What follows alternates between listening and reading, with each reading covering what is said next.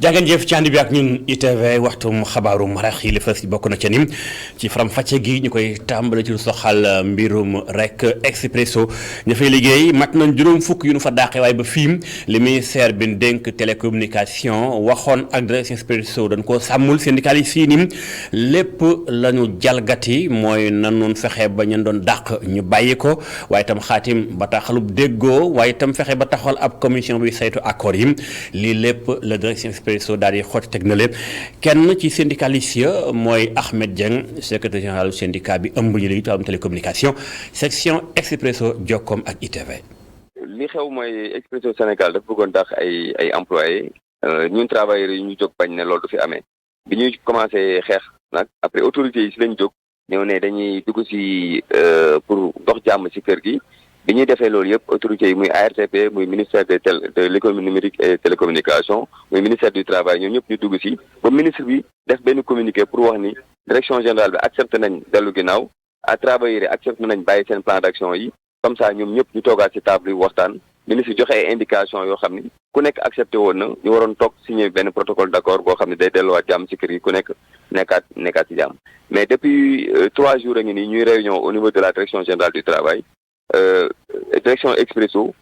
def benn point de blocage maanaam li nga xam ne nangu woon na ko ci ministre bi mu ñëw tegaat loolu ci kaw table yi di si ne def si réfléchir def si discuter joxewuloon kàddoom ba démb bi nga xam ne dañu war a signer protocole d'accord bi ñëpp ñëw nañ signer muy ministère muy ARTP muy direction du travail muy travailleurs yi ñëpp signer nañ mais direction générale Expresso ñëwul sax pour signer protocole boobu maanaam dafa défier état du Sénégal dafa défier suñu autorités yi dafa respecté wul sénégalais yi loolu nag tey mu xëyaat suba tey envoyé ñu léegi benn message ci dimanche bi ne suba ak ginnaaw suba bu kenn ñëw ci liggéey dañuy def télétravail loolu ñun travailleurs neen duñ ko accepté parce que Expresso daf ñu déclarer la guerre. rédaction bu ITV ubbil nay buntam direction Expresso seen kàddu jëpp jëm ci wàllu gu ni mel lépp ngi tëdd dañ jaaxaan na ci boobu lépp xibaar yi wéy lu soxal marché ba nekk ca diwaanu Louga di marché central ba ña fay yeewoo dëkk wër ko lool ñu ngi ci ay benk ñu ngi koy tar ndoxum taw maa fa jaar ak lam fa indi ci ay jafe-jafe bu deful ndànk ay feebar mën na faa balle nekk lu gën moo tax ñu nga yuuxu wàllu commerçant ak jëndkat ñëpp a yuuxu wàllu correspondant Seydou Diallo. commerçant yu nekk ci marché central bu Louga ay jafe-jafe yu métti la ñuy dund ci ndoxu taw bi taa ci seeni bërëb yooyu la. ndox bi moom bu fekkee métti rek moom foo ko takk wees na ko xam nga jaaykat moom foo ko gis moom client la bëgg te ndox mi xam nga fi mu nekk nii xam ne client yi ba ñoo dugg fii dañuy xool li ñuy def ba jaar bi te ñun fii alimentation grossiste la ñuy jaay te grossiste ku ko wax rek da nga wax ay camion yu ñëw fii di wàccee bagage wala ay sareet yi ñëw di wàccee bagage ku ko wax rek da nga wax ay bagage yi ba dee fi génn du kante ay kilo ak liibar xam nga saaku suukar bu daanoo fii damay perte man saaku suukar bi muy jar bëri na loolu te juróom fukk rek laa ci am. ndoxu taw yu taa yooyu nag mën na jur ay jàngoro rawatina ci ndaw ñi. fii taw te xam nga ndox moom di baaxoo yi taa fi ay nit ñi nekk moom maanaam civilisé wul te baaxul ci santé nit ñi parce que ndox mi saa yu taawee rek xamal ni client yu bari yi waroon ñëw duñ génn duñ sawar a ñëw fii muy même sax pour nga am bagage boo yóbbu jakartaay duñ nangoo jël bagage yi pour yóbbu ko parce que duñ mën a jaar ci ndox mi même que sareet yi aussi duñ fi mën a jaar. dem beeg dikk bi daal di tagga tembe li ko waral mooy déviation yu bëri yu nemmeeku ci biir dëkk bi. mooy métti na trop mais am na ñoo xam ne mënuñoo wax oto yaa ngi teggi yow gis nga ni mu demee nii oto yaa ngi teggi dañuy wiiri tata yi di teggeeg yëpp mais mënuñu ci dara. assainissement wu marché central bu Louga doon bëgg-bëgg bu gën a jàmm pos yooyu la askan. ñu defaral ñu suñu tëli yi duñu tonne suñu mbalit mi n'est-ce pas ak ndox mi nga xam ne fii ay canalisation la nga ko def. jiwu transport bi nag ci dawalkatu jakarta yi dal di yokk lu ñuy layee mooy déviation yi nga xamante ni ñu ngi koy nemmeeku ci biir dëkk bi te ndoxu taa yooyu la dal di ko indi. ndox yu taay yooyu sax bu ndefu ndànk ak màggal Tuuba gi tombeek nawet mën naa law ba at ci kanam ndax juróomi atu màggal ci kanam dana tombeek nawet bi ba sukkandiku ci kàddu ki dénk comité bi dénk wàllum communication ak la ca ajum di Serigne Cheikh Abdoul Ahad Mbacké Gaïndé Fatma nekkoon tey ganu jour du dimanche kàddoom jot na jib ci lu yaatum bokk na ca mbirum assainissement ak ndox mu sell ca biir Tuuba waaye itam lu jëm ci nguur gi ak lam doon diggee lu ci bari fi ñu toll yeween na ñu teewlu Abdourahmane li ci faram fàccee. muy ab gan gu bett ñu bëri ci dëkk gu sell gi balaa ñoo yegg ci màggal gi ca Touba ndoxub taw bi fës na fa loolu te li ko sookee bokk ci ab réseau d'assainissement woo nga xamante ni yàgg na loolu yeesalaat bi ci koppar bi mi ngi toll ci téeméer ak juróom-ñaar fukk ak ñaari milliards jaarale ko kon ci ab plan bu ñu war a doxal tuddee ko plan directeur d'assainissement. Le gouvernement a dégagé donc 23 milliards. nguur gi génnee na lu toll ci ñaar fukk ak ñetti milliards ci téeméer ak juróom-ñaar fukk ak ñaari milliards yi soxal plan bi jëm kon ci liggéey bi ngir xeex inondation yi foofee ca Touba daanaka ñeent fukk ak juróom-ñeenti milliards dugalagum nañu ko ci bu ñu ci dollee li nga xamante ni kon dugal nañu ko ci li jëm kon ci ndox gu bon bi di eaux usées yi. kon bu ñu sukkandikoo ci loolu rek am na liggéey gu am solo gu ñu war a def te it nag du nguur gi rek moo tegi jéego kon ngir xeex wàllum inondation yi ndaxte murid yi seen bopp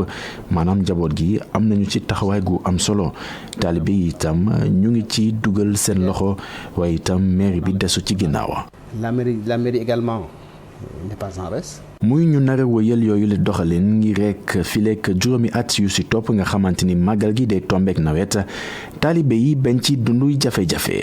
ngir màggaluk ren bi mën a jaar yoon daanaka ay matukaay yu am solo jël nañu ko ci bu ñu sukkandikoo ci président commission culture et communication bu grand magal de Touba. Et sur 137 mesures. ci téeméer ak fanweer ak juróom-ñaari matukaay ñu jël am na ñaar fukk ak juróom-ñeent yoo nga xamante ni doxal nañu ko ba noppi ñeent fukk ak juróom-ñett yi ñoo ngi koy doxal jamono ji lu des tollu kon ci juróom-benn fukk matukaay ngir yegg ci màggal gu jaar yoon ci juróom-benn fukki yooyu noonu am na fanweer yoo nga xamante ni tax der yi lay soxla te yu ci ëpp ci yooyu daanaka du ñëpp a koy mën a xam bu ñu sukkandikoo ci loolee lépp nag gis nañu ni. ñu ngi ci téeméer goo jël juróom-ñetti fukki yi nga xamante ni yembagum na ngir kon ñu yegg ci màggal gu jaar yoon ànd ak dal. On a conclu qu'on est à 80% de satisfaction. muy màggal gu ñu nam amal ci bésub fukki fan ak juróom ci weerub septembre mbaa sax ci ëllëg gi di bésub fukki fan ak juróom benn lépp kon di dépendre ci commission guy séntu li nga xamante ne moo di weer wi. Abdourahmane li duñ ko bàyyeegul moom gannaaw ko jury du dimanche sëñ Abdou Lahad Mbacké Gaïndé Fatma kàddoom jot na jëm ci mbirum ndoxum Touba ba fii naam jafe-jafe am na waaye projet yu mag la ñu am ngir sémmu ko ngir fexe ba Touba ñëpp mën jotum ndox lu jëm ci wàllum ñàkk gee fay ndox ci Touba tam ba fii amagul benn dogal bu kenn di jëlagul ngir bañ a dem bay fay ndox ca Touba lu ni mel tamit nee na lu jëm ci projet ndox yooyu lee ña nga cay doxal ci lu bëri état it am na lu muy dugal ci ndoxum Touba ak it xalifa ba di ko ci jàppale Serigne Abdou Lahad Mbacké Gaïndé Fatma ngay faram fàcce. C'est le khalife qui supporte toutes les factures. Il y a aussi l'État. xalif bi mooy fay facture yëpp daanaka nguur gi itam dina ci dugal loxoom ndaxte biik jëwriñ wu ñu denk wàllum biir réew mi xamle na ni daanaka nguur gi at gu jot lu ëpp fukk ak ñetti milliards lay fay jëm ci wàllum ndox mi xam nga ndox daanaka kenn mësu ko fa fay foofee ca Touba lépp loo nga xamante ni dogal la lu jëm kon ci loolu daanaka xalif bi lañu koy bàyyil te lépp lu mu si wax dinañ ci tënk bu soobee yàlla waaye même ak jéego yooyu sax askan wa ca Touba daa mar ba tey ndaxte ay fit yu ñu nemmeeku ci tuyau yi ay tuyau yu yàggul loolu am na ab réseau wa nga xamante ni depuis jamonoy Serigne Fallou la woon kon yàgg na loolu jëm ci tuyau yeeg fit yi ñoo nga xamante ni seen xam-xam màcc na loolu ci wàllu woowu xamle nañu ne daanaka ci téeméer goo jël ñeent fukk yi jëm ci wàllum ndox gi du yegg ci askan wi mu nekk kon ab jafe-jafe gu rëy. Les spécialistes disent que 40% de la production est perdue. Et ça c'est un problème. xabaar yi ñu xus jëm daanaka si Ziguinchor wax ci lu soxal l'hôpital régional ba ca gox ba ay at mi ngi nii bloc ya doxulu woon daal nañ koy débloqué léegi xëpp ci lu toll ci téeméer million ak ñaar fukk ak juróom ngir kon war a mën a lijjanti la juri mel mu doon matériel buñ fa indi ngir ko docteur mën a dànk tooru askan wa mbégte ci askan wa ñu xuus ànd ak correspondance su Assane Ba Dodo Sambu. léegi nag mbégte mu rëy la ci hôpital régional bu Ziguinchor ndaxte ñaari bloc yi ñu doon opéré wooy feebar yi te taxawoon ay semaine a ngi nii dañ tàmbaliwaat rek ci waxtu yi di ñëw buñ sukkandikoo ci directeur bi. njàqare wala jaaxle bi nga xam ne ni moo nekkoon si ñun suñu bloc opératoire tëjoon parce que médecins yi dañu gis ne conditions yi nga xam ne moom la ñuy liggéeyee non seulement ñoom dafa metti woon si ñoom mais aussi baaxul si malade yi. C'est par la suite que ñu def réunion ak ñoom ñu wax ñu ne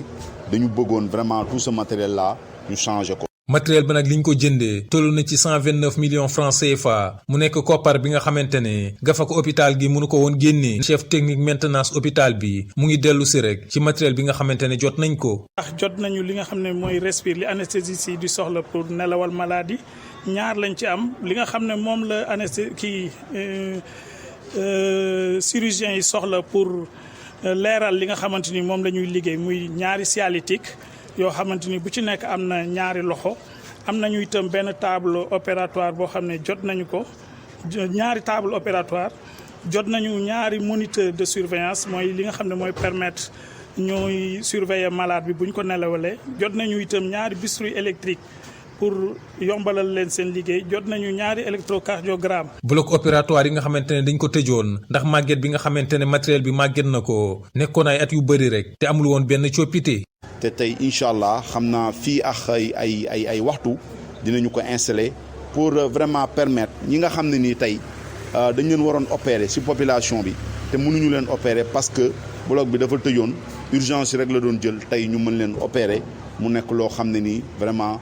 Population bi dinañ ci kontaan lool mais aussi médecins yi kontaan ci parce que ñoom visité nañ ko gis nañ ne matériel bi ñu andil matériel bu baax la. député yi di Guy Marius Sagna ak Oulimatou Sidibé te ñu nekkoon ci hôpital régional ci ñetti fan ci ginnaaw ngir jàppale liggéeykatu CTE yi ñaawlu woon nañ tamit taxaw bi nga xamante ne bloc opératoire yi taxawoon nañ ko mu nekk jafe-jafe bi nga xamante ne teel na am saafara ci njàppale ministère de la santé. Assane Ba l'hôpital régional bu Ziguinchor lan doon loppanti waaye fàttaliku ni bis ñu tey la woon ñaar fukki fan ak juróom-ñett ci weeru août atum 2021 ci hôpital principal bu Ndakaaru la génne woon àdduna ngeen di gis ci image yi di maître Alioune Badara Cissé moom génn àdduna booba nekkoon kàngam ci wàllum politique nekkoon numéro 2 APR bokkoon ci membre fondateur itam ña ko samp ci atum 2008 jàpp 2009 waaye itam lu jëm ci moom nekkoon ministre affaires étrangères bu Sénégal waaye itam mujjantal ga mu nekkoon médiateur de la République génnoon àdduna bis ni tey booba amoon na juróom benn fukki at ak ñett ñu koy fàttaliku ba tey ji jege ñaale xayit am ni jàmm di ko wéy ji ñaanal ba fii kon moom di fàttaliwaat ni ña ngi ko jébbal borom bi ci sëgu bàq ya nekk ca Touba. xabaar yi wéy ñu soxal mbirum rek lii di tàggat yaram jàppale ni naka la ni Wolu TV daal di joxe li nga xam mooy kon rek lu jëm ci droit de retransmission ci wàllum ñu war a joxe image coupe du monde bi ci biir espace francophone ci biir Afrique lu ni mel tax na ba Pape Matassa Diack moom mi jiite PAMODJ kàddoom jib na jëm ci wàllu gu ni mel gis na ni ay lënt-lënt yu bari lanu nemmeeku ci wàllu googee ci loo xam sax lu ci bari awul ci yoon moom moo nekkoon ganook Alassane Samba Diapp. Même nous qui sommes professionnels, nous n'avons pas compris. Même ñun ñi nga xamante ni si la ñuy liggéey comprendre ñu lu ñu xalaatoon mooy FIFA da koy jox wenn chaîne woo nga xamante ni yàgg na ci wàllum tàggat yaram gannaaw gi déggoo am digganteeg Mnet ak yeneen i télévision yi nekkee ci continent bi loolu mën naa ko comprendre ndaxte Mnet yàgg na ci wàllum tàggat yaram yàgg nañ ko jox ay droit yi jëm ci Coupe d'Afrique Ligue des Champions Premier League ak yeneen waaye tëb rek jox ko nga xamante ni mi ngi doogee ñëw dafa bett ñu bëri ñu ngi naan mbir mi leerul ndaxte boobu la chaîne daa demoon lebi ca Ecobank koppar Ecobank moom ci boppam dem wuti ji garantie d'assurance ci ab société woo nga xamante ni Patrice Motsepe actionnaire la ci